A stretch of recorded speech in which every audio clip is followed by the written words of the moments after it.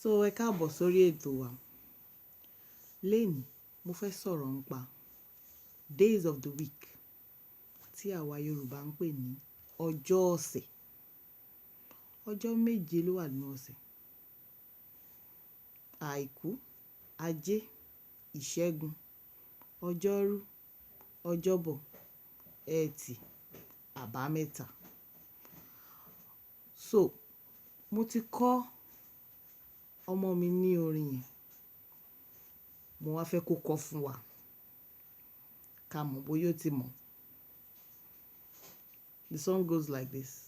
Àìkú, ajé, ìṣẹ́gun, ọjọ́rú, ọjọ́bọ̀, ẹtì, àbámẹ́ta.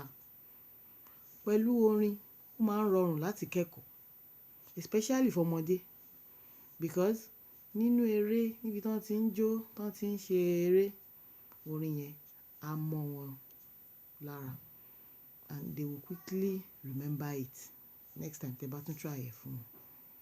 So fún ìdí èyí, ẹ̀yin náà kọ́ fún àwọn ọmọ yín o. Àìkú, ajé, ìṣẹ́gun, ọjọ́rú, ọjọ́bọ̀, ẹtì, àbámẹ́ta. Tá bá ní ká tó bó ṣe tẹ̀léra wọn. Àìkú, ọjọ́ Sunday, ọjọ́ ìsinmi. Ajé, ọjọ́ Monday. Ìṣẹ́gun, Tuesday. Ọjọ́rú, ọjọ́ Wednesday. Ọjọ́bọ̀, ọjọ́ Thursday. Ẹtì, ọjọ́ Friday. Àbámẹ́ta, ọjọ́ Saturday. Ṣé rí pé kò le púpọ̀? Ẹ jẹ́ ká kọ́ ọmọ wa lédè o. So nísìnyí, màá pe Ṣínà Ayọ̀ kó wá kọ tiẹ̀.